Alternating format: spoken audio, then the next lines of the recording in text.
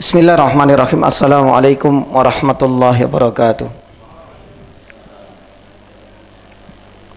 Innal hamdalillah nahmaduhu wa nasta'inuhu wa nastaghfiruh wa na'udzu billahi min shururi anfusina wa sayyiati a'malina. May yahdihillahu fala mudhillalah wa may yudlilhu fala hadiyalah. Wa asyhadu an la ilaha illallah wahdahu la syarikalah wa asyhadu anna Muhammadan abduhu wa rasuluh. Allahumma salli wa sallim wa barik ala Muhammad wa ala alihi wa ashabihi wa man ihtadaw bihudahu ila yaumiddin, amma ba'd. Allahumma inna nas'aluka khayra ma fi hadhihi al-lailah wa khayra ma ba'daha wa na'udzu bika min syarri ma fi hadhihi al-lailah wa syarri ma ba'daha. Allahumma taqabbal minna siyamana wa qiyamana wa ruku'ana wa sujudana wa tilawatana wa sadaqatana wa salih a'malina. Jamaah dirahmati Allah, alhamdulillah. Malam hari ini Allah Subhanahu wa taala masih berkenan untuk memperjumpakan kita, dan insyaallah hari ini dan malam ini kita akan melanjutkan kisah tentang Nabi Ibrahim alaihi salam ketika kedatangan tamu spesial, yaitu para malaikat. Sebagaimana yang sudah kita sampaikan pada pertemuan sebelumnya, Nabi Ibrahim dengan sigap menunjukkan adab dan etika di saat menjamu dan menerima tamu. Begitu sigapnya beliau untuk langsung menyiapkan hidangan dan makanan fi ijlin samin, ya, dan yang dihidangkan bukan sembarangan, tapi daging panggang yang paling spesial dan paling nikmat. Pun demikian kita sebutkan pula pelajaran berharga bahwasanya malaikat itu adalah jenis makhluk Allah yang memiliki keistimewaan. Salah satunya, selain diciptakan dari nur, memiliki kekuatan yang sangat besar, pun demikian memiliki sayap-sayap. Malaikat pun punya keistimewaan yang Allah karuniakan kepada mereka. Salah satunya adalah bisa menyerupai manusia. Maka dalam kisah pertemuan antara malaikat yang berwujud manusia dengan Nabi Ibrahim ini bukan satu-satunya. Ya, kita tahu Nabi SAW pernah juga kedatangan malaikat dalam wujud manusia dalam hadis Jibril yang sangat masyhur. Pun demikian di antara malaikat yang lain, ya, salah satunya itu adalah Maryam ketika kedatangan malaikat untuk meniupkan ruh ke dalam rahimnya sebelum lahirnya Nabi Isa alaihi salam. Pun demikian dengan para nabi yang lain ketika kedatangan tamu khusus, yaitu malaikat dalam wujud manusia, termasuk diantaranya adalah Nabi Ibrahim ini. Maka oleh karenanya jamaah dirahmati Allah, pembahasan kita sampai pada ayat yang ke-27, di mana ada mimik wajah yang menunjukkan rasa takut pada diri Nabi Ibrahim alaihissalam ketika sudah disiapkan hidangan, juga sudah ada di depan mata, tapi ternyata tidak disentuh sama sekali. Maka hal ini yang menjadikan Nabi Ibrahim merasa gelisah. Qala ala ta'kulun, kenapa kalian tidak makan? Dan ini menjadi salah satu alasan karena memang malaikat punya keistimewaan tidak memakan dan tidak minum juga. Makanya di ayat yang ke-29 kita lanjutkan ke 28, 29 dan 30 agar kisah tentang Nabi Ibrahim ini tuntas. Karena setelah ayat 30, mulai dari ayat 31 dan seterusnya, kita akan menginjak pada tema yang berbeda. Di ayat yang ke-28 Allah Subhanahu wa taala mengisahkan fa'ujasa fi khifatan Musa. Maka Nabi Musa itu merasa ada ketakutan, kegelisahan dan kekhawatiran di dalam hatinya. Nanti kita akan sampaikan apa yang menjadikan fa'ujasa fi nafsi khifatan Musa. Kenapa Nabi Ibrahim merasa takut? Baru kemudian malaikat mencoba untuk menenangkan, qalu la takhaf, enggak usah takut. Wa basyiru bi gulamin alim. Bahkan selain menenangkan hati Nabi Ibrahim, para malaikat juga memberikan kabar gembira. Apakah kabar gembira ini? Apakah berkaitan dengan Nabi Ishak saja? Nanti kita akan sampaikan. Baru kemudian subhanallah, begitu terperanjatnya, begitu terherannya istri dari Nabi Ibrahim alaihissalam, Sarah. Fa'aqbalat imra'atu fi saratin fasaqqat wajha wa qalat ajuzun akim. Ya, seakan-akan berteriak, kemudian menepuk wajah. Lah nanti kita akan sampaikan hukum masalah hal ini. Sarah, istri dari Ibrahim ini sampai menepuk wajahnya dikarenakan ta'ajjuban, karena rasa herannya. Bagaimana mungkin, sembari mengatakan waqalat ajuzun akim, saya ini adalah orang tua yang sudah mandul. Bagaimana mungkin aku bisa diberikan karunia anak? Ya, sampai memukul wajah. Lain nanti kita akan sampaikan apakah boleh ya kita melakukan hal tersebut. Baru kemudian ayat ini ditutup dengan qalu kadzalika qala rabbuki innahuwal hakimul yani alim. Jamaah dirahmati Allah Subhanahu wa taala, ada beberapa faedah yang nanti kita akan sampaikan dari ayat yang ke-28 ini. Termasuk diantaranya adalah apa sebab Nabi Ibrahim merasa khawatir dan gelisah. Fa'ujasa fi nafsi khifatan Musa. Kemudian nanti ada anjuran bagi kita untuk selalu ya memberikan ketenangan bagi kaum muslimin dan tidak boleh menakuti mereka. Ya, sebagaimana faedah yang bisa kita petik dari percakapan dan perkataan dari dari malaikat qalu la takhaf. Baru nanti kita akan masuk pada pembahasan biografi dari Nabi Ishak alaihissalam. Pun demikian, Nabi Ishak ini punya keistimewaan, satu nama di antara para nabi yang Allah langsung memberikan nama untuknya. Apakah Nabi Ishak satu-satunya ataukah ada nabi-nabi yang lain yang nama mereka itu sudah dinaskan di dalam Al-Quran, dan para ulama mengatakan nama-nama ini yang nanti kita akan sampaikan itu adalah nama-nama pemberian Allah langsung. Siapakah mereka selain Nabi Ishak nanti kita akan sebutkan. Termasuk diantaranya itu adalah beberapa syubhat terkait Nabi Ishak. Karena Nabi Ishak ini kisahnya juga tidak lurus-lurus saja. Kalau kita belajar dari ulama kita, ustadz kita, insya Allah nggak ada masalah dengan Nabi Ishak.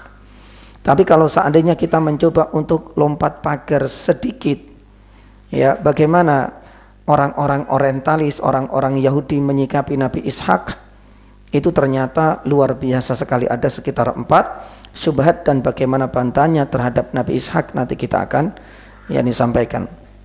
Termasuk diantaranya itu adalah kabar gembira ketika malaikat ini menyampaikan kepada Ibrahim. Apakah kabar gembira cuma satu ataukah ada kabar gembira yang lain? Dan yang terakhir nanti ke-6 kita akan sampaikan tanda-tanda kemukjizatan yang ada di dalam kelahiran atau kabar gembira Nabi Ishak. Bagaimana mungkin hal ini bisa terjadi? Apa tanda-tanda kemukjizatan di balik kelahiran Nabi Ishak nantinya? Itu adalah faedah yang ke-6. Baru nanti kita akan masuk pada ayat yang ke-29 terkait hukum menepuk wajah, dan kita tuntaskan ayat yang ke-30 biidznillah taala. Baik, jamaah dirahmati Allah.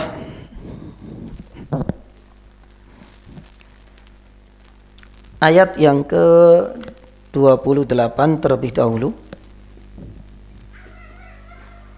Ya, Allah Subhanahu wa taala berfirman, fa'ujasa fi nafsi khifatan Musa qalu fi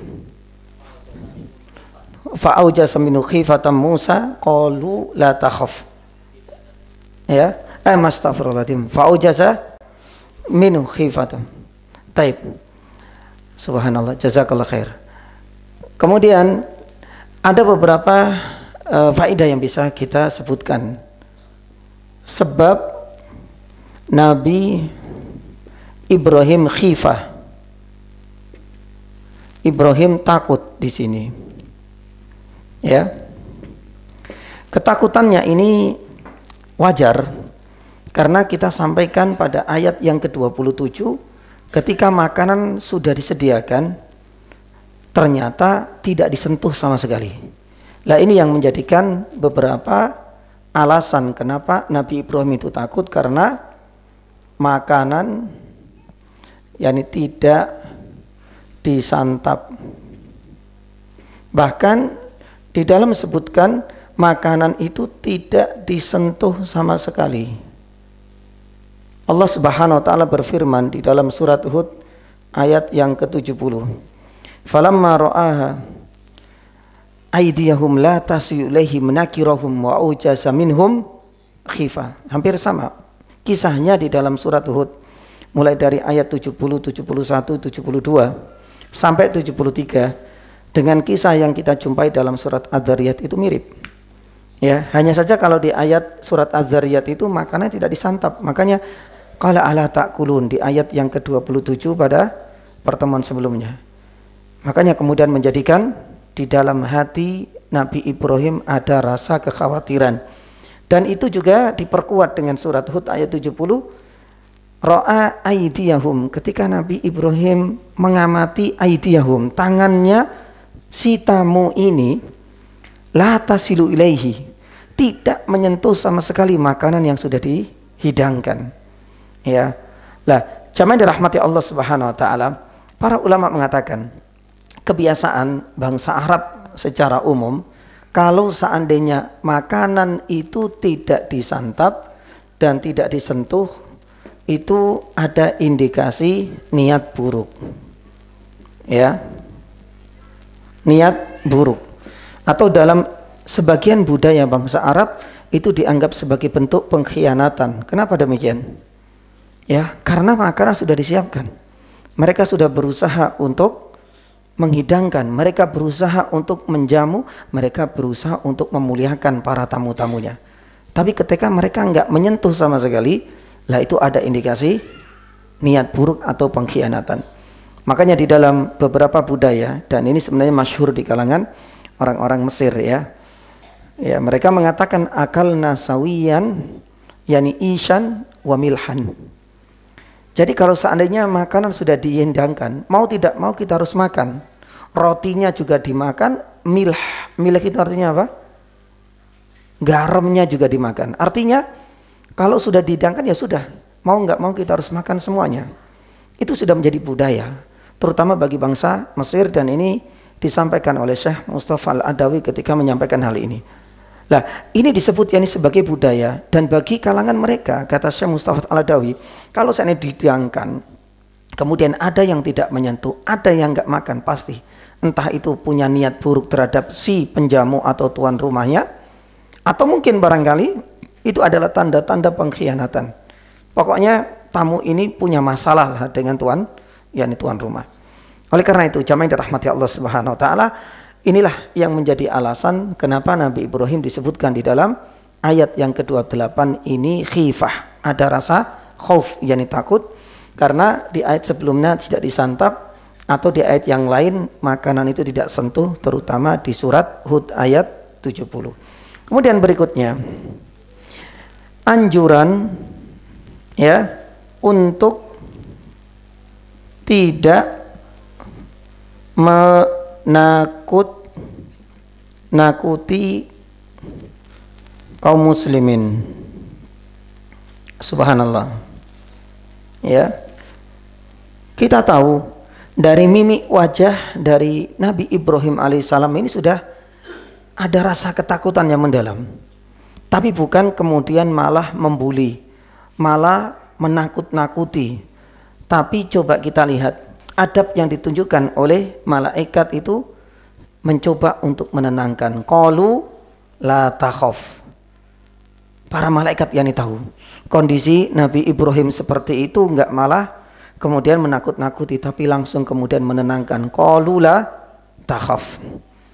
Maka jamaah dirahmati Allah Subhanahu wa taala, para ulama ketika menjelaskan kalimat pendek ini ternyata ada anjuran bagi kita untuk tidak menakut-nakuti kaum muslimin. Mungkin kita teringat dengan kisah ya Nabi SAW dengan siapa? Abu Bakar di mana? Di gua apa?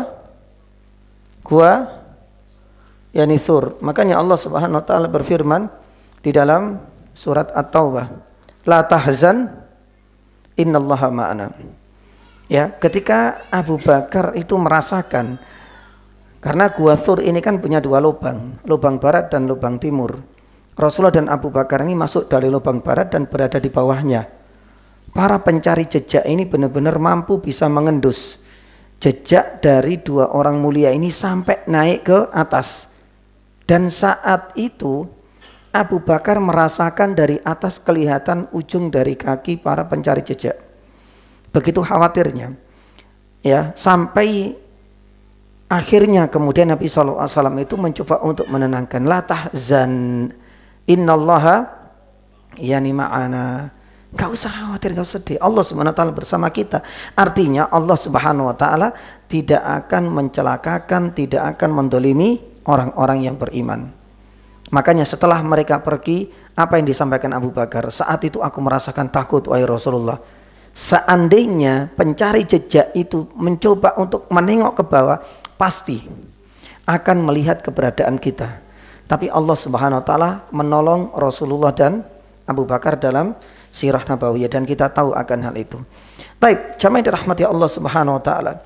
Sebagaimana juga di dalam kisahnya Nabi Daud. Nabi Daud, ya. Kalau di sini la tahzan, innallaha ma'ana. Dari Nabi Daud surat Sod ayat yang ke-22. Ya, iddakhalu ala Dawud fafazi'a minhum qalu la takhaf. Sama juga. Kalau kita lihat dalam surat Sod ayat 22, ini kan ada kisah dua orang berselisih. Masalahnya mereka berdua ini masuk ke mihrab, tempat beribadahnya Nabi Daud, tanpa terlebih dahulu minta izin. Makanya Ibnu Katsir ketika menjelaskan, ya, mihrab ini, jamaah dirahmati Allah, itu benar-benar tinggi banget. Mereka tidak masuk dari pintu, tapi naik dari mihrab yang tinggi kemudian masuk ke dalam, yang menjadikan fafazi'a minhum. Fazi' itu sama dengan khifah tadi. Nabi Daud merasa takut yani banget. Tapi apa yang terjadi? Ya, bukan malah kemudian menakut-nakuti. Qalu la takhaf. Sama juga dua orang yang berselisih yang sudah masuk ke mihrabnya. Karena mihrab itu sebenarnya bukan tempat dan bukan jalan masuk. Ya, tapi memang sengaja naik kemudian masuk. Makanya hal ini, kedatangan mendadak ini, akhirnya Nabi Daud ketakutan. Subhanallah, etikanya apa? Ya, dua orang ini menyampaikan qalu la takhaf, jangan takut. Baru kemudian menyampaikan. Terdapat sebuah riwayat bahwasanya dari Ibnu Abbas, dua orang yang berselisih ini adalah dua malaikat yang dikirim oleh Allah Subhanahu wa taala. Ya, di mana salah satu berselisih, yang satu kemudian mendolimi tapi tidak mengakui. Dan kita tahu Nabi Daud ini adalah seorang raja, seorang nabi yang bijaksana. Berharap mereka berdua bisa menyelesaikan masalah yang sedang mereka pertikaian yang belum terselesaikan. Taib, jamaah dirahmati Allah Subhanahu wa taala. Di antara yang lain adalah hadis Nabi SAW, dan ini sangat banyak banget. Artinya selain anjuran, ini juga termasuk bagian dari bentuk perintah untuk jangan menakut-nakuti. Ya, jangan menakut-nakuti kaum muslimin dimanapun kita berada, baik dengan ucapan, ya, dengan perbuatan, ataupun dengan senjata. Enggak boleh. Ya, makanya ini adalah pelajaran yang sangat berharga. Qalu la takhaf. Dengan ucapan bisa kita lihat bagaimana Rasulullah menenangkan Abu Bakar. Pun demikian Nabi Daud, ya, ketika dalam kondisi fafazi'a minhum, ditenangkan oleh kedua malaikat ini. Pun demikian dengan hadis Nabi SAW. Rasulullah SAW itu selalu mengaitkan hal ini dalam beberapa hadisnya ketika kita berinteraksi dengan sama kaum muslimin. Bahkan dengan keras Rasulullah SAW mengatakan, la yahillu li muslimin ayyurawwi'a musliman. Ya, tidak halal, berarti haram seorang muslim itu menakut-nakuti saudaranya yang muslim. Ya, disebutkan dalam Sunan Abi Daud dan disahkan oleh Syekh Albani rahimahullah taala. Bahkan Rasulullah SAW pernah bersabda, la ya'khudanna ahadukum mata'a akhihi jadan wala la'iban. Jangan kemudian ngambil tanpa izin dari harta benda saudaranya, entah itu barangnya, entah itu barangkali jualannya, baik dengan cara yang serius menjadikan dia takut atau cuma sekedar bercanda. Bahkan yang paling sangar di sini senjata, Rasulullah SAW mengatakan man hamalas silah falaisa yani minna, barang siapa yang membawa senjata guna untuk menakut-nakuti saudaranya, maka bukan termasuk di antara golongan yakni kita. Nah, jamaah dirahmati Allah, inilah yakni di antara faedah yang kedua, anjuran sekaligus perintah untuk tidak menakut-nakuti. Bahkan para ulama mengatakan kalau sampai menakut-nakuti meskipun itu tujuannya bercanda dengan membawa apa? yakni senjata, ini termasuk dosa besar. Bahkan Nabi SAW mengatakan man hamalus silah falaisa minna. Para ulama mengatakan sekalipun untuk tujuan bercanda nggak boleh. Ya, maka kemarin ya waktu kita menyembelih kurban, ya makanya hati-hati yakni sekali, jangan dijadikan sebagai bahan yakni candaan. Bayangkan ke hewan kurban saja adabnya tidak boleh apa? Adabnya nggak boleh ditampakkan, yakni apalagi kemudian diiming-imingi, ya nyawamu tinggal sejengkal misalnya, seperti ini ya. Tidak, itu saja adabnya. Ya, kita disunahkan untuk menyembunyikan terlebih dahulu. Apalagi kepada apa? yakni manusia. Subhanallah, sampai sejauh itu. Dan ini adalah termasuk bagian adab, tapi bukan dari Nabi Ibrahim kita dapatkan, tapi dari adabnya malaikat yang bisa kita praktekkan dalam kehidupan sehari-hari. Baik, kemudian yang ketiga, Allah Subhanahu wa taala berfirman, qalu la takhaf, kemudian wa basyaruhu bihulamin alim. Baik. Di sini kabar gembira ya untuk Ibrahim alaihissalam. Kalau kita merujuk kepada ayat ini, memang seakan-akan kabar gembira itu satu, yaitu dengan kelahiran siapa? yakni kelahiran yakni Ishak. Karena di dalam surat Az-Zariyat ya, Az-Zariyat ayat 28, wabasyaru bihulamin.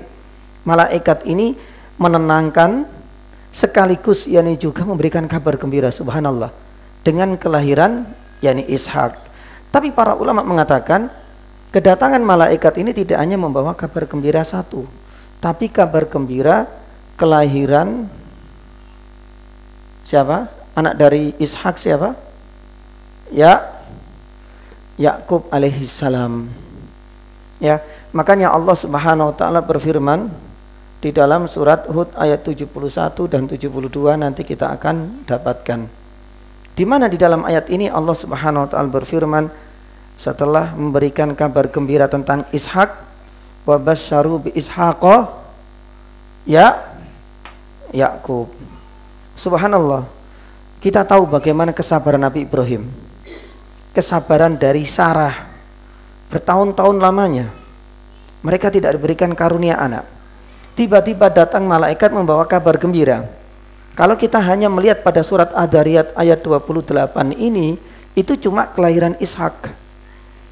Tapi kebahagiaan mereka bertumpuk-tumpuk ketika kedatangan malaikat ini juga menyampaikan kabar gembira yang lain, karena dari Ishak inilah ya itu juga akan lahir anak keturunannya, yaitu Nabi Yakub, sebagaimana yang ada di dalam surat Hud ayat 71 sampai 70 yakni 2. Maka oleh karenanya, jemaah yang dirahmati Allah, para ulama mengatakan memang kalau kita melihat dari satu sisi saja ayat ini memang satu kabar gembira, tapi kalau kita gabungkan dengan ayat yang lain, ternyata malaikat ini membawa dua kabar gembira untuk Nabi Ibrahim, bahwasanya anak keturunannya nanti subhanallah tidak disangka-sangka.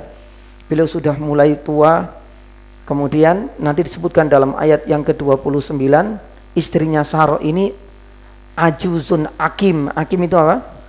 Mandul. Kok bisa punya anak?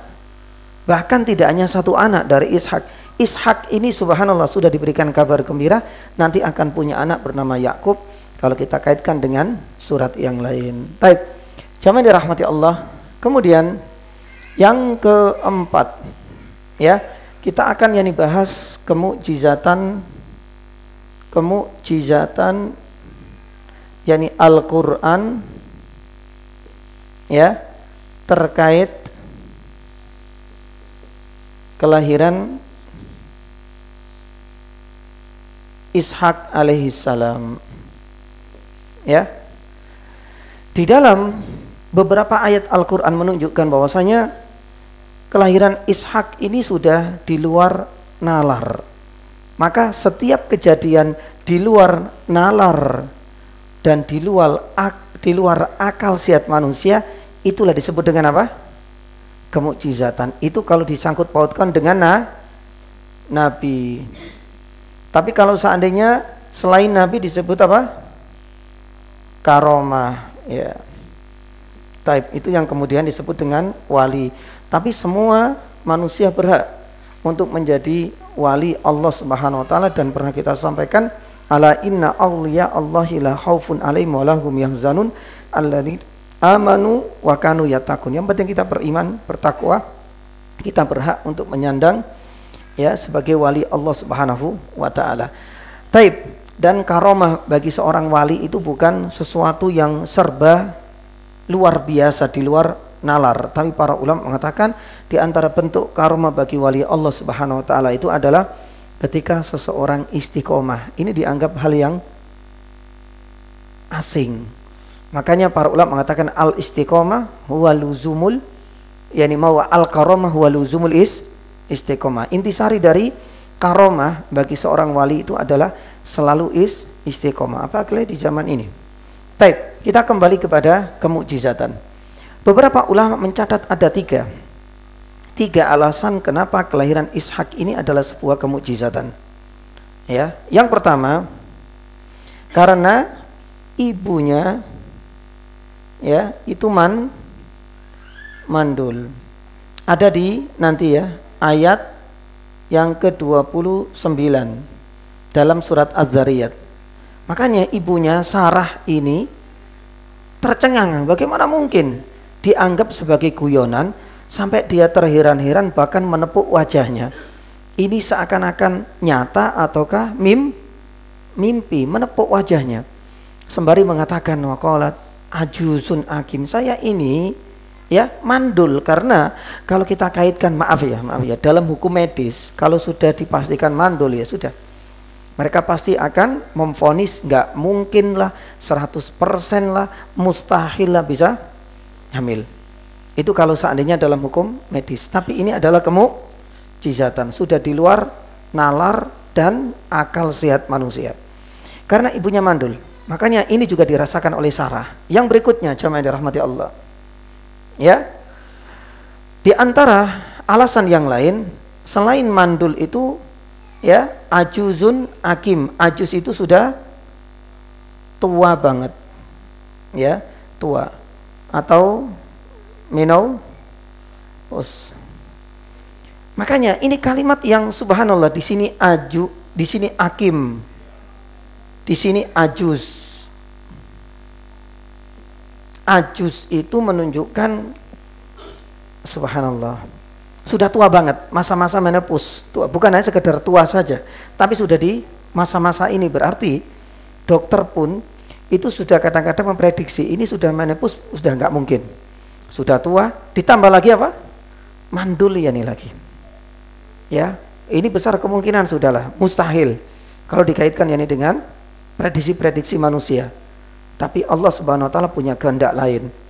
Di antara yang ketiga, ya, ini juga diperkuat dengan kondisi ayahnya Nabi Ibrahim juga sudah tua banget. Makanya Allah Subhanahu wa taala berfirman di dalam surat Hud ayat 72, wa hadzi ba'li syaikha. Ini gimana sih tamu ini ngasih kabar gembira, bener nggak? Apakah ini cuma sekedar mimpi? Saya ini sudah menopause, saya sudah dihukumi sebagai divonis sebagai seorang yang mandul. Wa hadza ba'li syaikha, Ibrahim ini sudah tua banget sudah. Ya tahulah, ini juga masa-masa menopause bagi seorang laki-laki. Tapi semuanya ini jamaah yang dirahmati Allah, ya. Sebab-sebab kata para ulama, asbabu man'il wilada, benar-benar di luar prediksi. Ini adalah sebab-sebab seakan-akan mustahil seseorang itu bisa lahir.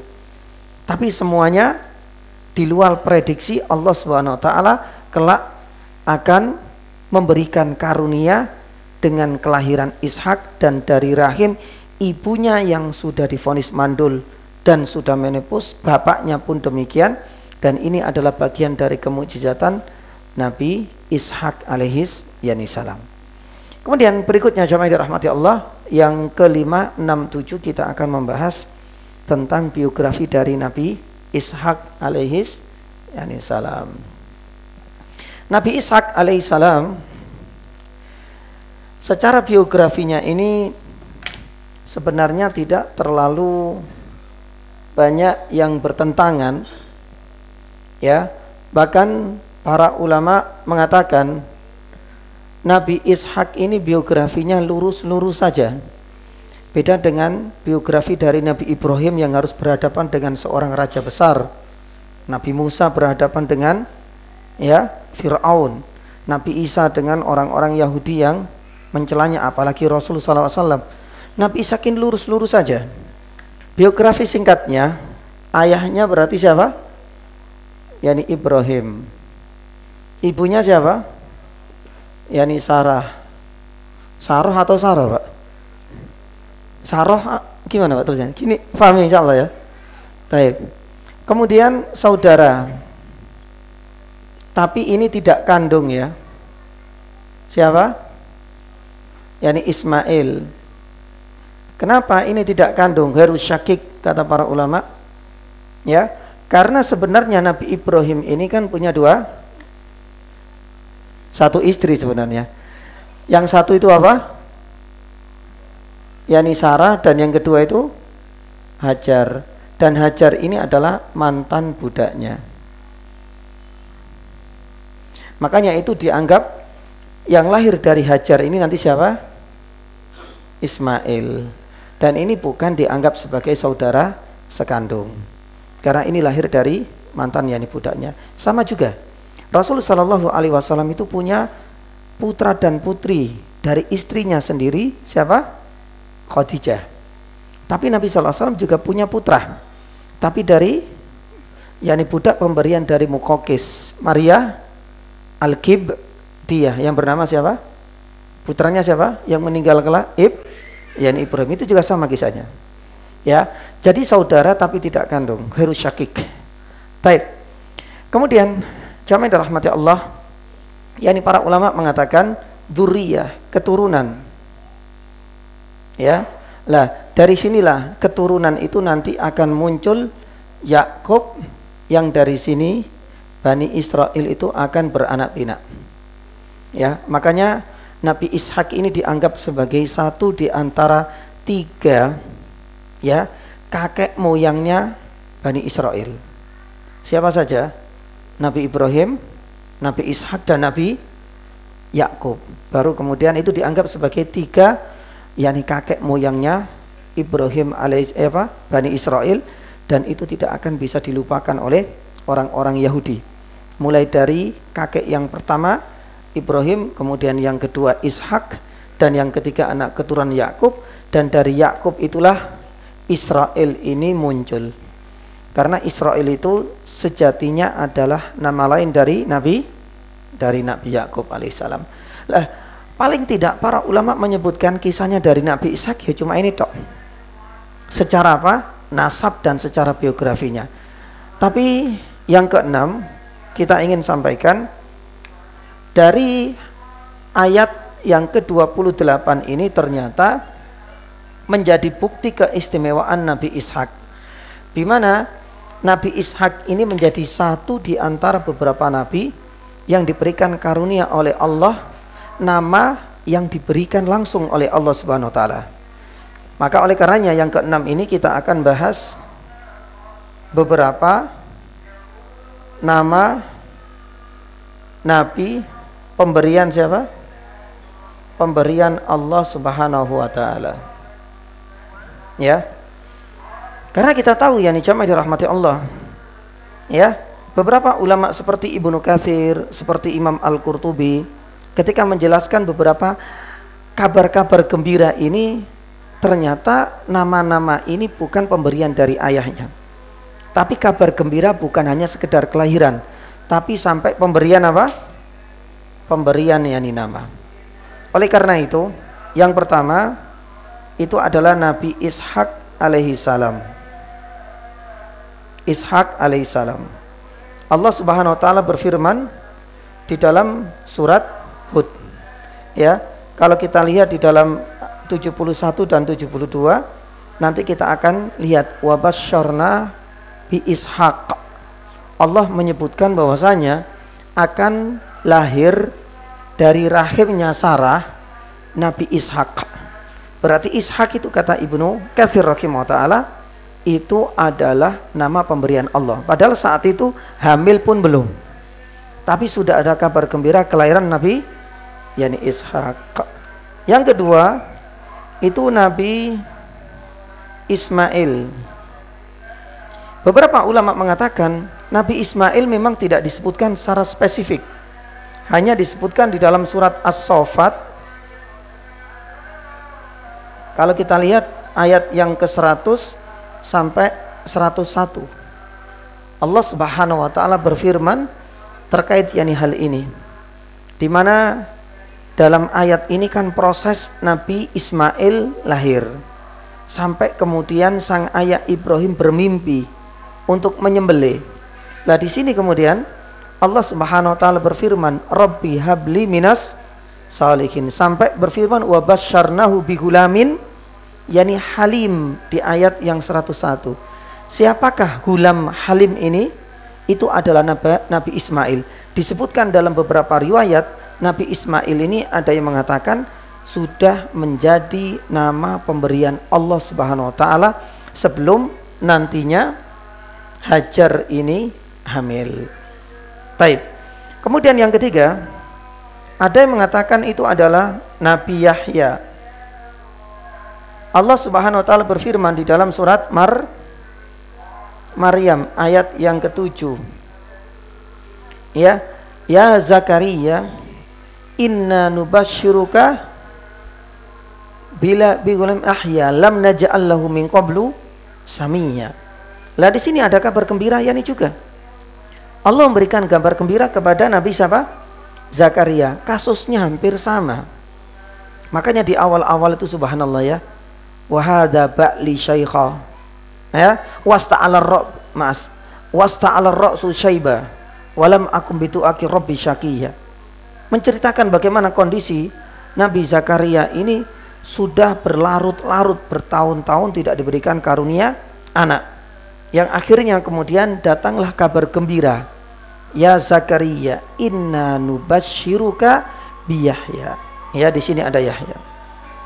Maka para ulama mengatakan Yahya ini juga pemberian Allah Subhanahu wa taala. Dan di antara yang lain, yang keempat, jamaah dirahmati Allah Subhanahu wa taala, itu adalah yakni Nabi siapa? Nabi Isa alaihissalam. Allah Subhanahu wa taala berfirman di dalam surat Al-Imran ayat 45. Dalam surat Al-Imran ayat 45 Allah Subhanahu wa taala berfirman tentang kedatangan malaikat. Wa id qalatil malaikatu ya Maryamu inna nubasyiruki, ya. Apa ayatnya? Innallaha yubasyiruki bi gulam, ya, bi kalimatin min husmuhul masihu Isa. Di sini. Karena Nabi Isa ini jamaah dirahmati Allah, Allah Subhanahu wa taala, ya, coba kita lihat, dilahirkan lewat kalimah.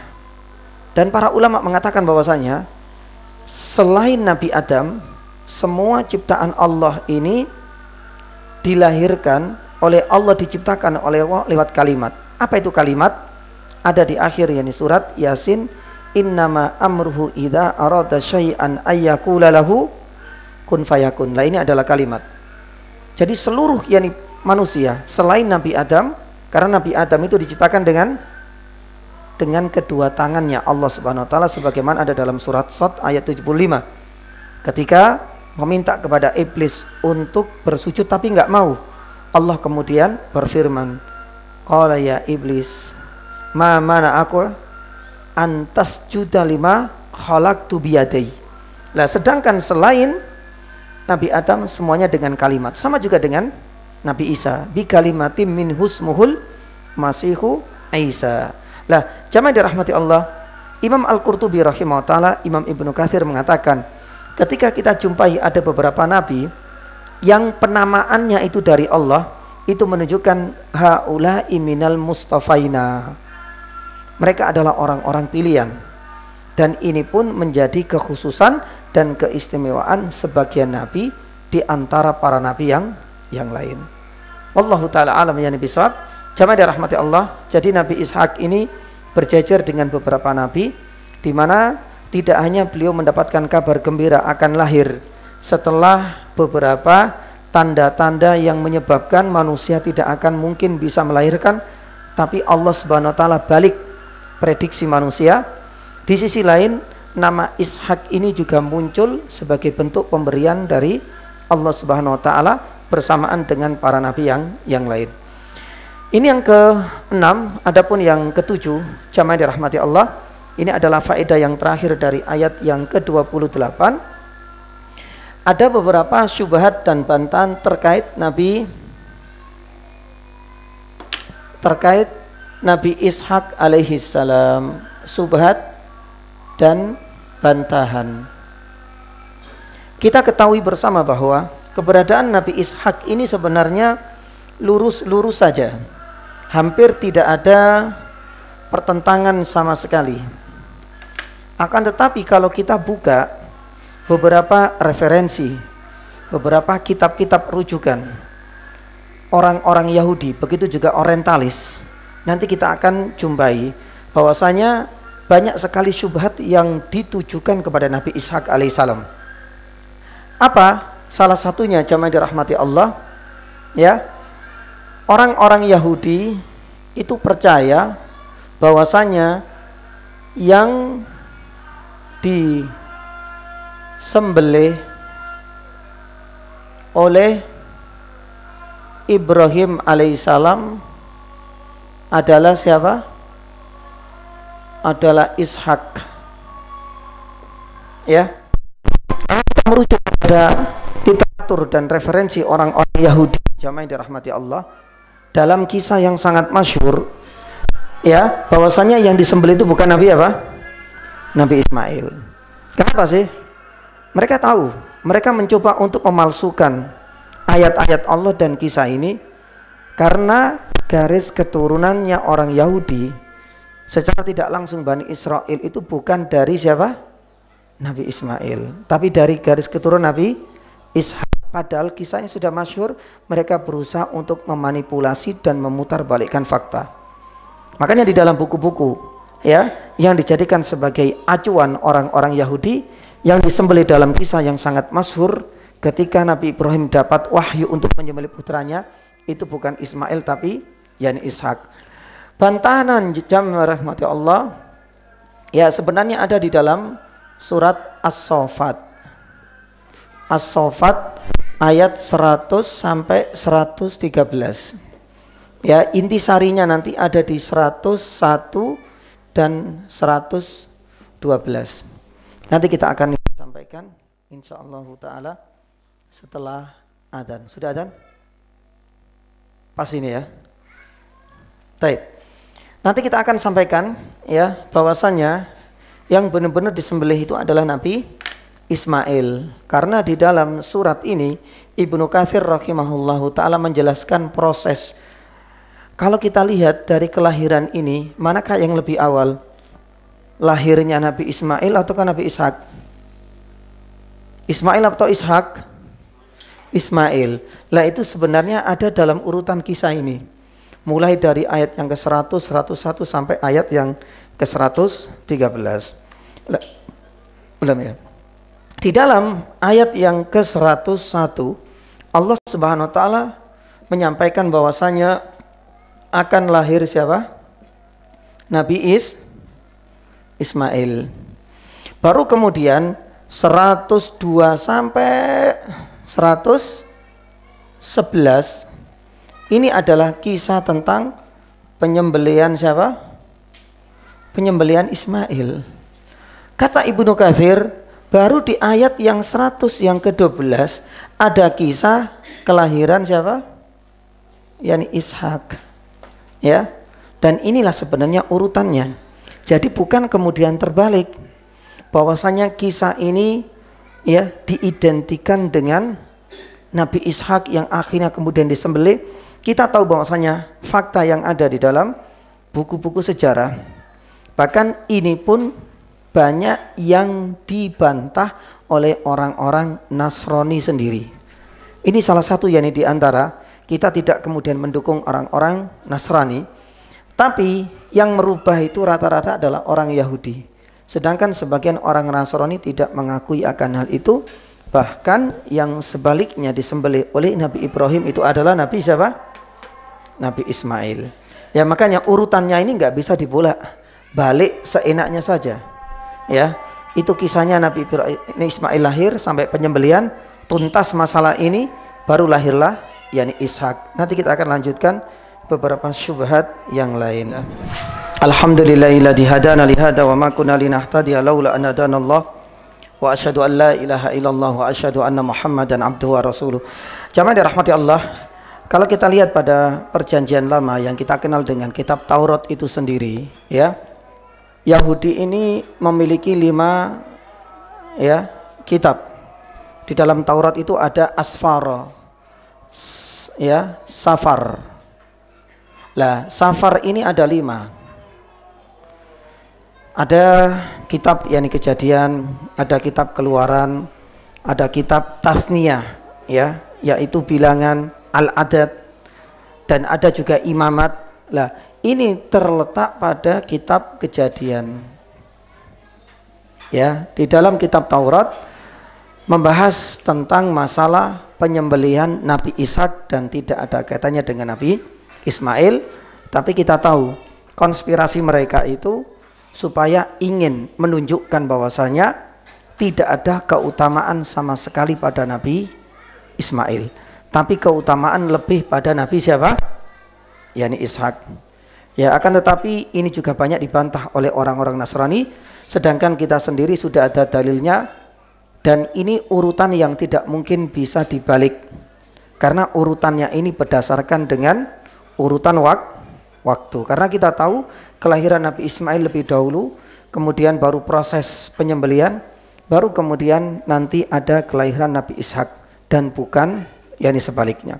Lah terkait yang hal ini, jamaah dirahmati Allah Subhanahu wa taala, ya, usaha untuk memutarbalikkan fakta ini bukan hanya sekali 2 kali. Kalau kita tahu ya, dalam sejarah penulisan kitab Taurat dan kitab Injil secara khusus ya, itu kan terputus kan. Mulai dari diangkatnya Nabi Isa alaihissalam, Injil sudah terputus. Itu bukan 1-2 tahun, bukan puluhan, ratusan tahun. Ada mengatakan 100 lebih tahun. Sama juga dengan kitab Taurat. Makanya kelak itulah muncul yang namanya apa? Yang namanya apa? Wa qalatil yahudu Uzair. Kenapa muncul Uzair itu? Karena orang Yahudi kelak itu berganti menjadi orang yang sangat dimusuhi.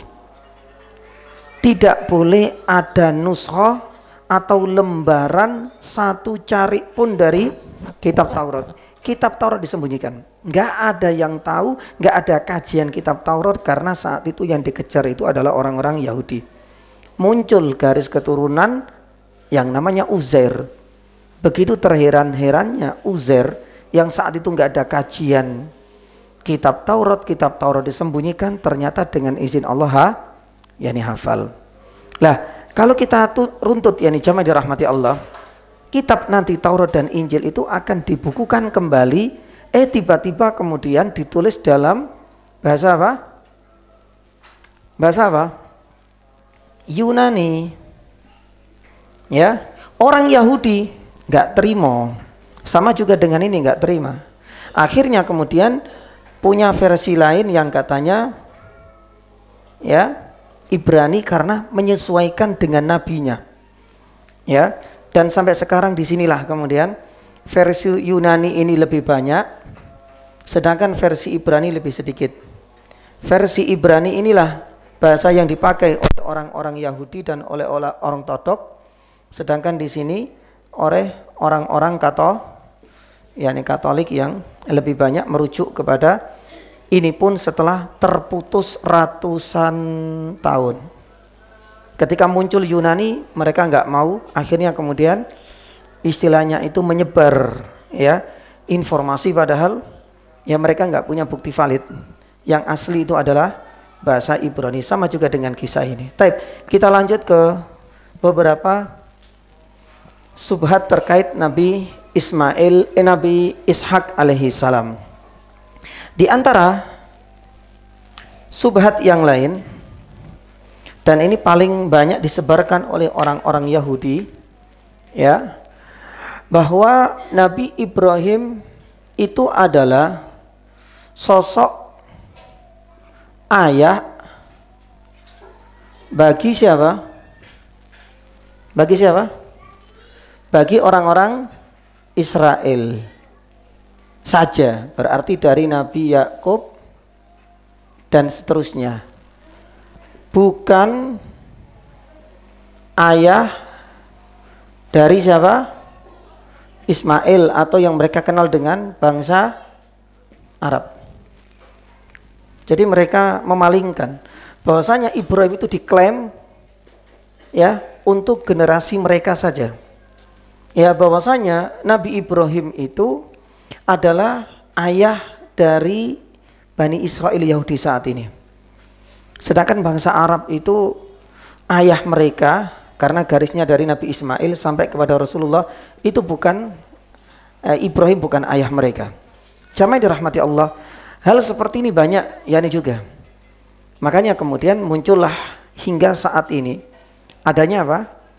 Adanya pertentangan yang hebat, bukan hanya sekedar nasab, tapi sampai pada taraf keyakinan dan agama sampai sekarang. Tapi subhanallah, ya, bantanahannya Allah Subhanahu wa taala sudah menyebutkan di dalam surat apa?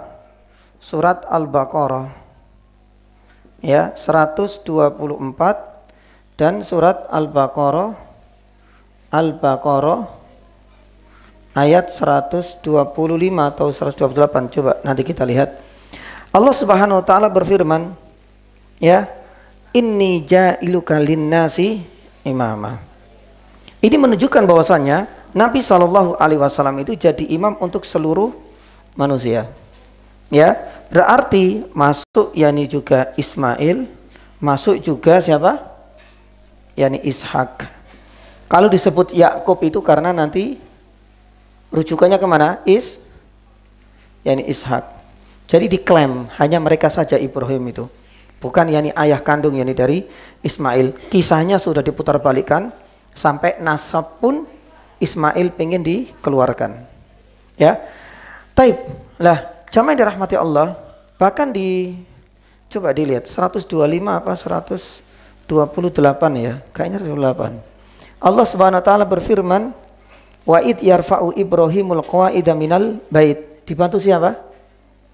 Dibantu siapa? Nabi Ibrahim membangun Ka'bah Ismail. Coba kita lihat, Rabbana waja'alna muslimaini laka. Berarti Nabi Ibrahim ini menyebutkan dan menyematkan dirinya dan siapa? Nabi Ismail. Ibrahim dan Nabi yani Ismail dalam kisah yang sangat masyhur, kisah pembangunan apa? Yani pembangunan Ka'bah. Dan ini adalah kisah yang tidak mungkin yani lagi bisa ditolak. Tapi seperti itulah gambaran orang-orang Yahudi pengen ya mengklaim yani sendiri, mengeluarkan nasab dari Nabi Ismail supaya nanti kalau dari Ismail ini diklaim berarti nanti terus sampai kepada siapa?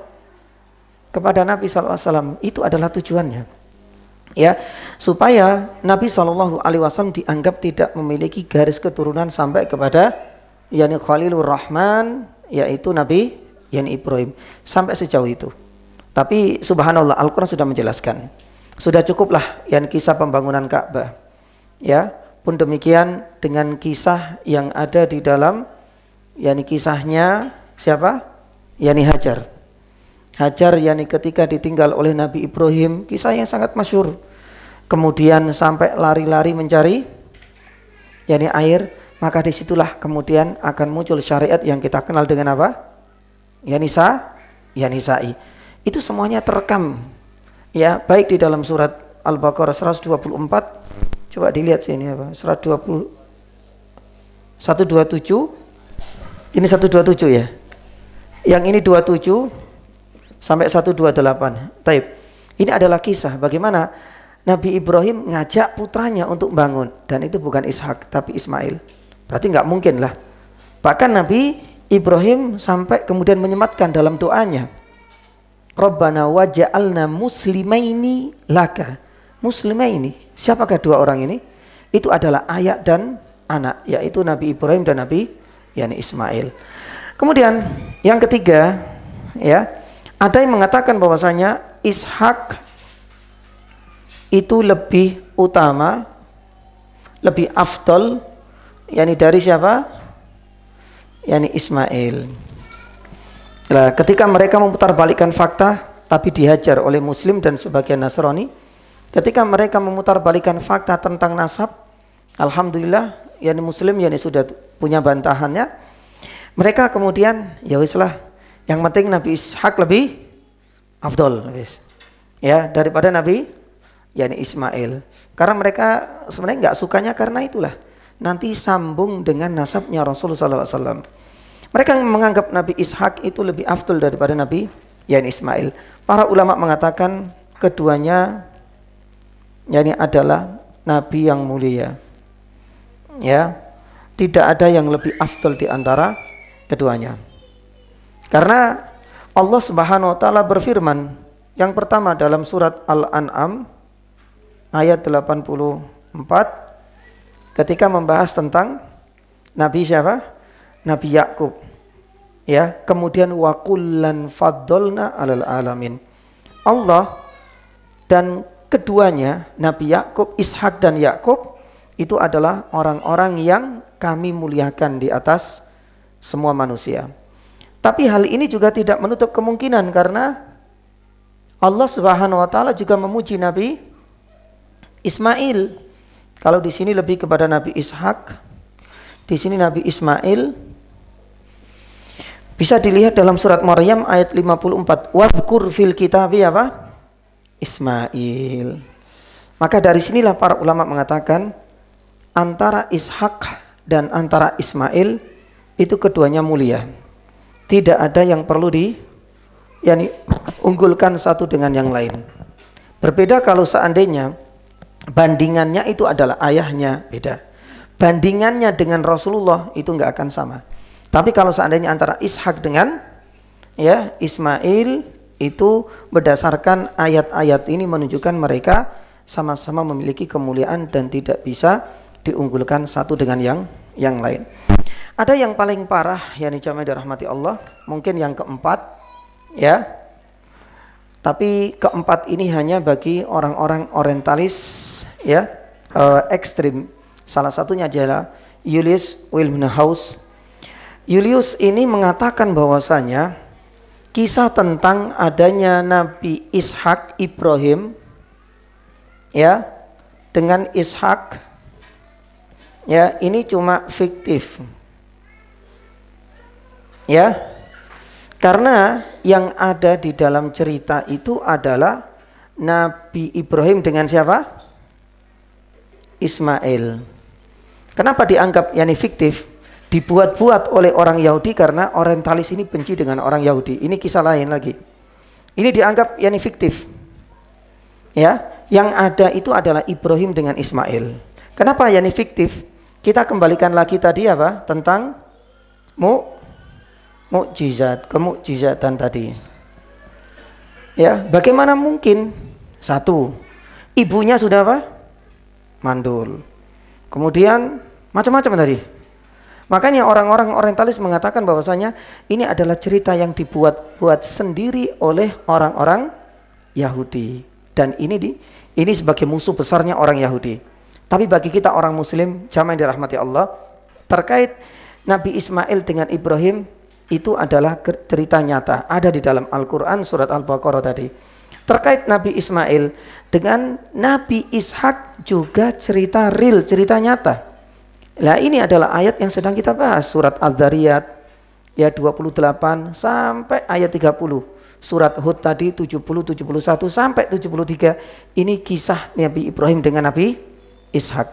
Maka oleh karenanya terkait ini terlalu lemah. Tapi suatu saat nanti, cepat atau lambat, kita barangkali akan mendapatkan kisah seperti ini. Itu dikaitkan yakni dengan apa?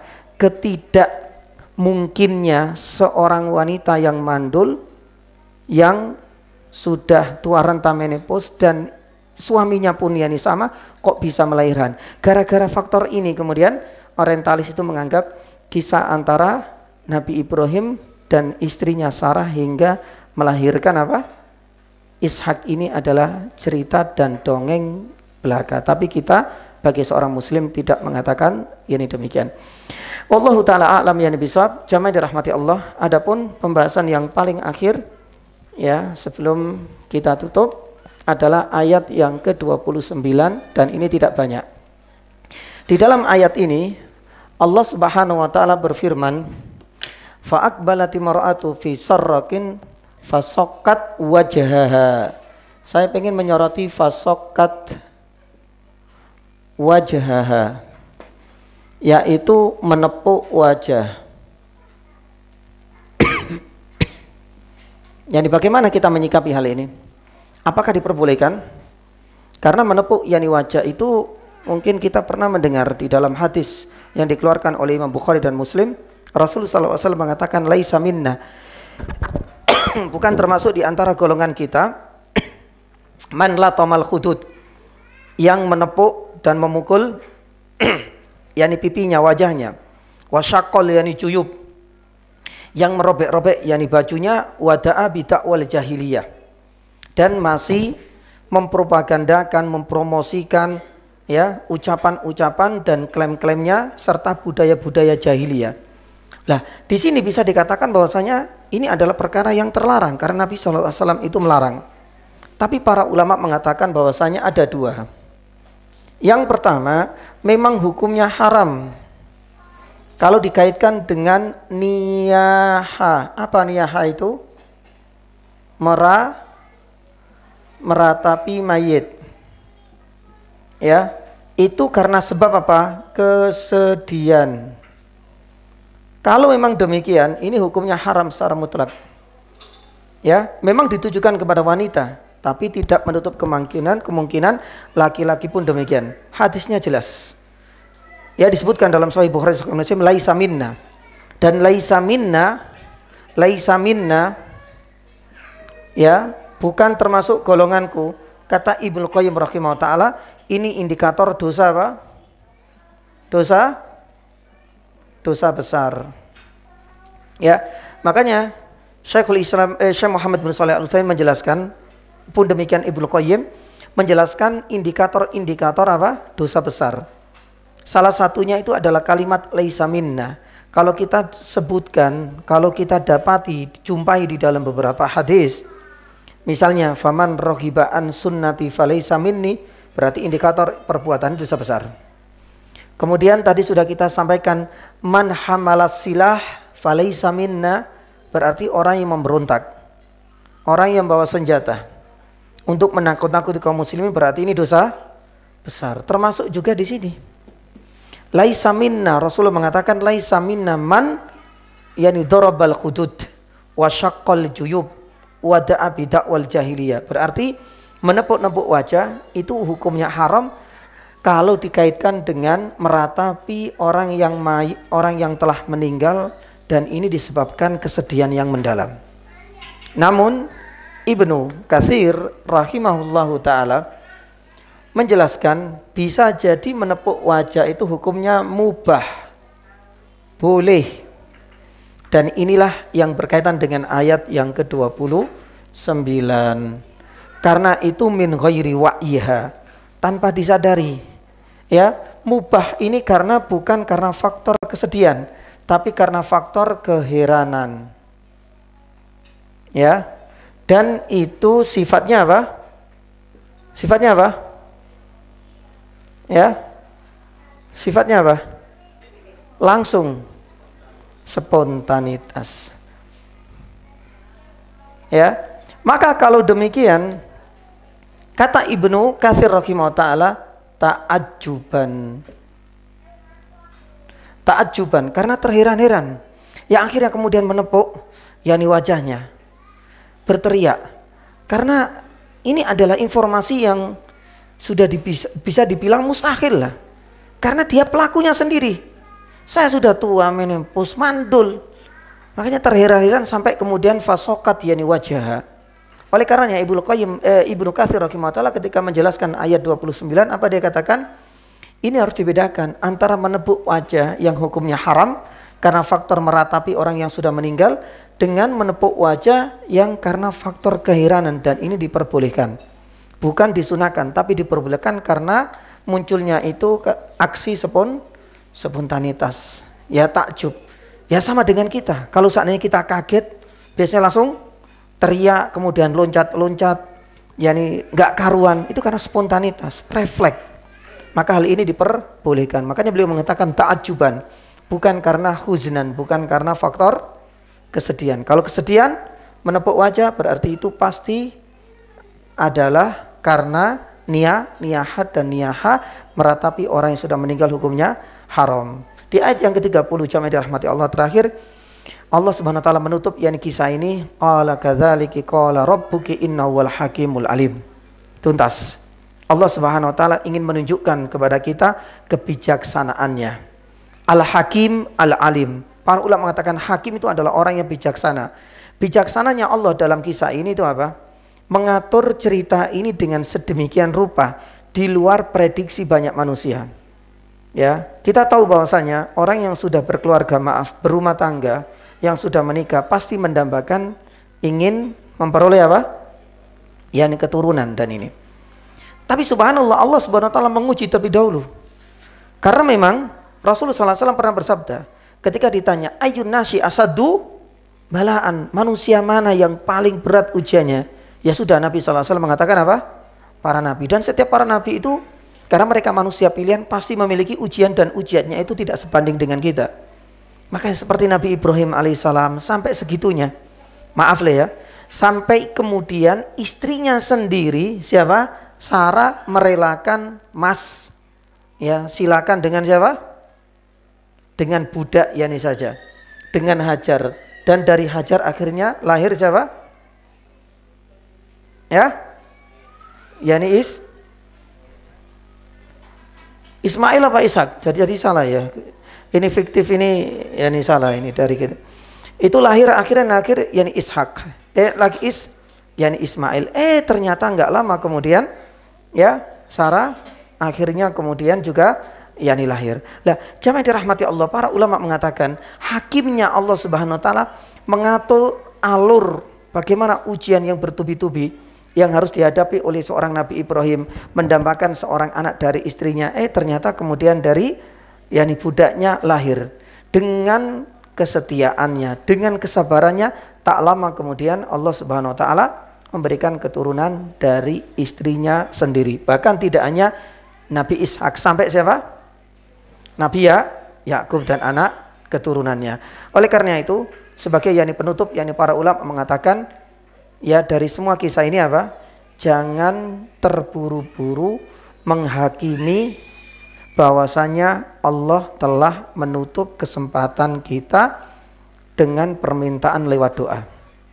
Tapi kita harus tetap berdoa sampai kapanpun, ya, karena Rasulullah SAW pernah bersabda, Allah Subhanahu wa taala senantiasa memenuhi dan mengabulkan doa-doa kita malam yu'ad, selama kita tidak terburu-buru. Subhanallah, kita belajar dari sini. Ini bukan hanya sekedar terburu-buru ini. Ini terus berdoa Nabi Ibrahim sampai sudah masa tua dua-duanya. Tapi Allah Subhanahu wa taala subhanallah yakni berikan dan limpahkan apa? Anak keturunan. Sama juga dengan Nabi siapa tadi? yakni Nabi Zakaria. Wasta'ala ra'su syaiba di dalam awal surat Maryam. Akhirnya Allah berikan karunia Nabi siapa? Yahya. Maka kita pun yang demikian, jangan kemudian berhasrat ingin segera doa-doa kita dipenuhi, dikabulkan oleh Allah Subhanahu wa taala. Belajar yakni dari kisah Nabi Ibrahim, belajar juga dari kisahnya Nabi Zakaria. Jangan dikaitkan bahwasanya mereka kan nabi, jamaah dirahmati Allah. Mereka berpuluh-puluh tahun. Mereka juga menyangka bahwasanya sudah memang Allah tidak memberikan karunia anak, tapi apalah yakni daya ketika akhir hayat Allah memberikan. Sama juga Nabi Zakaria. Ya kalau kita berpikir nabi ketika berdoa berarti kan besar kemungkinan dikabulkan. Tapi subhanallah, ya itu ternyata sampai menua mereka. Dan mereka nggak ada yang tahu loh ya. Setiap nabi nggak ada yang tahu bagaimana proses nasibnya, kadarnya, pun demikian dengan ketentuan yang Allah berikan kepada mereka. Nggak ada yang tahu. Jangan menganggap, oh Nabi Ibrahim itu sudah tahu nanti itu akan dikasih anak di usia senja. Nggak ada yang tahu. Tapi tidak memutus hubungan dia dengan Allah. Makanya Nabi SAW mengingatkan, jangan kita memutus hubungan kita dengan Allah di saat kita meminta kepadanya. Ya, malam yu'ajil, selama kita tidak terburu-buru, doa kita akan segera dikabulkan dan akan dipenuhi oleh Allah Subhanahu wa taala. Allahu taala alam bisawab. Mungkin barangkali ini yang bisa kami sampaikan. Kalau ada pertanyaan monggo dipersilakan. Ada pertanyaan ya ini jemaah? Ada? Ya.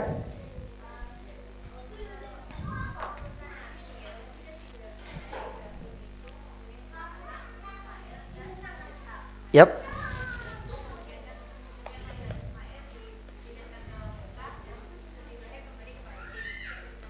Gimana?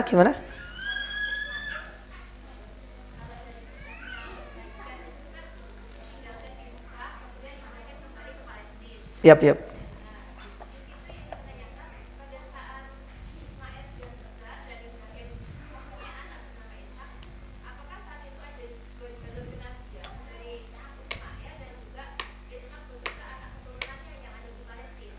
Baik.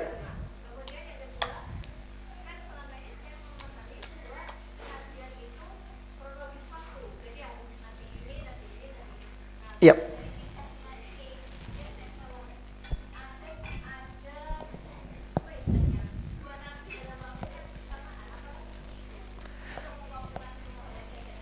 Masya Allah, barakallahu fikum.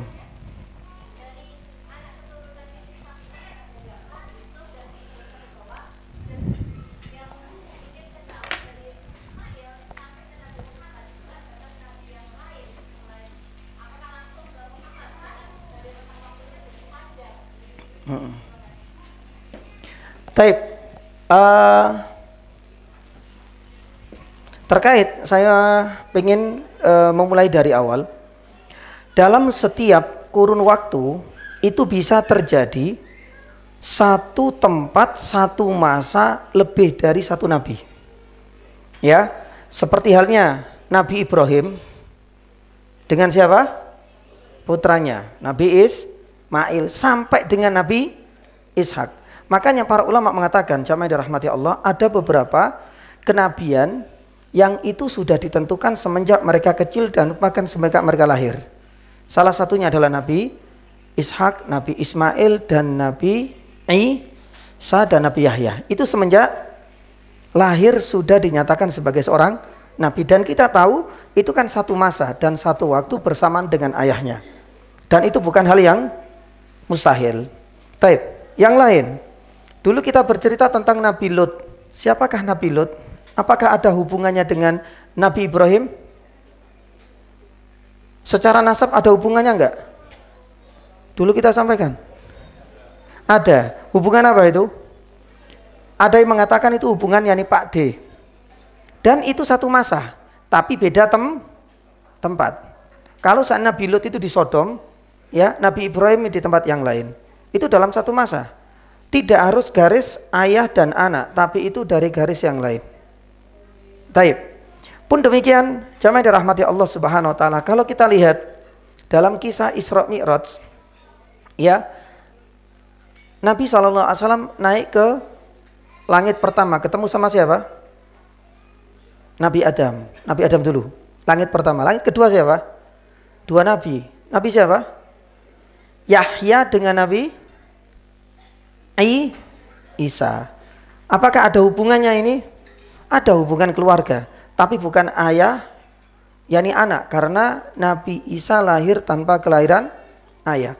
Nabi Isa itu adalah keponakannya atau anak sepupunya dari Nabi Yahya. Ya tadi itu, Zakaria, kemudian Yahya, nanti kemudian apa? Maryam melahirkan yakni Isa. Dalam satu waktu itu hal yang sangat mungkin terjadi. Tidak harus kemudian satu waktu harus satu nabi, kemudian nanti berganti lagi satu waktu satu nabi, tidak. Atau satu tempat tok nabi itu baru kemudian nanti muncul nabi di tempat yang lain, tidak. Sebagaimana tadi Nabi Lut, pun demikian dengan Ibrahim. Makanya kita sampaikan, apa tujuan para malaikat mendatangi Nabi Ibrahim? Masih ingat dulu caratannya coba? Di sini Imam Syafi'i semua ini. Masih ingat kedatangannya apa? Salah satunya kan ngasih kabar gembira, ya. Yang lain apa dulu? Memberikan kabar kaum Sodom. Taib. Lah itu kepada Nabi Lut. Itu satu masa, tapi beda tempat. Taib. Itu saya pengen jawab yang pertama dulu. Yang kedua, terkait Nabi Ismail dan Nabi siapa? Ishak ini, sampai yang turun Nabi Ismail yang enggak ada. Itu yang disepakati oleh para ulama. Sedangkan dari Nabi Ishak ini nanti muncul Yakub. Yakub itu punya 11 anak yang kita kenal dengan dalam surat yani Yusuf. Lah itu nanti ada Yusuf, masih banyak lah ya. Gak harus ya Nabi Yusuf, karena beberapa ulama mengatakan saudara dari Nabi Yusuf, Benyamin, itu ada yang mengatakan itu adalah bagian dari Nabi yani juga. Karena jumlah Nabi lebih banyak daripada jumlah para Rasul. Taib. Nabi Yusuf, ya, ini kan ceritanya ini secara umum ya. Jadi ini panjang, terputus, belum ada sampai Nabi SAW. Nabi Yusuf ikan eksosus, besar-besaran. Bapaknya disuruh pindah dari Syam ke mana? Ke Mesir ya. Mesir, Nabi Yusuf meninggal ceret. Sampai kemudian dihuni oleh Fir'aun. Fir'aun terjadi apa? Ya, penghabisan. Menjadikan perbudakan terhadap Israel ini dari anak keturunan Yakub. Ketika sudah menjadi-jadi, diutus Nabi siapa? Yani Musa. Lah ini satu masa dengan siapa? Harun. Sini. Dan kita tahu dibombardir istilahnya ya, sampai kemudian nanti balik lagi ke Syam melewati Laut Merah, dan itu menjadi akhir hayatnya siapa? Fir'aun. Lah ini ceritanya nanti di Syam itu akan muncullah Nabi siapa? Daud, seorang raja. Nabi Daud meninggal, Sulaiman. Ini Syam saat itu terbagi menjadi dua. Ya, Palestina secara khusus. Palestina itu terbagi menjadi dua. Ya, pertama sebenarnya Qudot, yang kedua Muluk. Muluk itu kerajaan. Kemudian kerajaan yakni selatan dan kerajaan apa? Utara pecah, yang akhirnya semakin mengecil kekuatan, hancur lebur. Yang akhirnya orang-orang Bani Israel ini sudah tidak menempati Palestina. Ini sebenarnya ada kisahnya di situ. Mereka sudah terpencar kemana? Yakni kemana-mana. Saat itulah kemudian nanti akan dikirim dan diutus Nabi Isa. Itu secara umum, meskipun di antara nabi-nabi ini dari garis keturunan Ishak dan Yakub atau Israel dinisbatkan kepadanya masih banyak nabi. Ya, tapi kalau dari Ismail para ulama mengatakan yani tidak. Baru muncul yani kepada Rasulullah sallallahu alaihi wasallam. Nabi Isa setelah ratusan tahun terputus baru kemudian mengabarkan sebagaimana dalam surat Sof, wa mubasyiram bi rasuli ya'ti min ba'di ismuhu Ahmad, karena Muhammad, Ahmad itu adalah nama yang sama. Para ulama mengatakan kalau seandainya Ahmad itu dulu ya, sebelum diacak-acak itu banyak di Injil. Sedangkan nama Muhammad itu banyak dalam kitab yakni Taurat. Tapi saat ini kita agak akan menemukan karena memang sudah dimanipulasi, sudah dihapus nama ini. Ya, para ulama mengatakan kalau Ahmad itu banyak dalam kitab-kitab Injil, ya sebagaimana dalam surat Shaff mubasysyiran bi rasul ya'ti min ba'di Ahmad, kata Muhammad itu adalah ini menjadi akhir, menyambung lagi. Apakah nyambung ke garis keturunan Nabi Ibrahim? Ya jelas. Karena Ismail juga anak dari siapa? Yani Ibrahim alaihis yani salam. Mungkin bisa difahami insyaallah. Bisa difahami ya Bu ya? Taib insyaallah. Ada pertanyaan lain? Cukup insyaallah. Masya Allah, yani barakallahu fikum. Mudah-mudahan pada pertemuan selanjutnya kita akan masuk ayat yang ke-31. Ini sudah beda tema. Ya, beda tema. Apa ayatnya itu? Apa Pak ya? Ya, setelah ini akan membahas tentang tema yang berbeda. Subhanallah, perjalanan cukup yani panjang. Ya, perjalanan Nabi Ibrahim alaihissalam menerima tamu, dan sudah kita sampaikan yani juga apa hajat dan kepentingan serta tujuan tamu ini adalah dua ya kabar ini sebagaimana sudah kita sampaikan, dan hari ini membahas tentang kabar gembira dengan lahirnya Ishak dan anak keturunannya yaitu Nabi Yakub, dan kita sampaikan juga biografi dari Nabi Ishak dan beberapa syubhat terkait Nabi Ishak alaihissalam, dan sampai pada yani taraf hukum menepuk yani wajah. Mudah-mudahan apa yang kami sampaikan bisa memberikan manfaat untuk kita semua, dan semoga pada pertemuan berikutnya bisa kita sampaikan beberapa faedah penting yang bisa kita petik dari ayat 31 yang itu menjadi awal tema baru insyaallah taala. Ayatnya apa Pak? Mas? Falamma qala fama qad ayil mursalun qalu ursilna ila qaumin mujrimin. Ya, nanti kita akan yang dibahas ini lebih membahas tema yang berbeda. Wallahu taala ala bisawab. Subhanallah, asyhadu an la ilaha illa anta astaghfiruka wa atubu ilaik. Wa sallallahu ala nabiyyina Muhammadin wa ala alihi wa sahbihi wasallam. Wassalamu alaikum warahmatullahi wabarakatuh.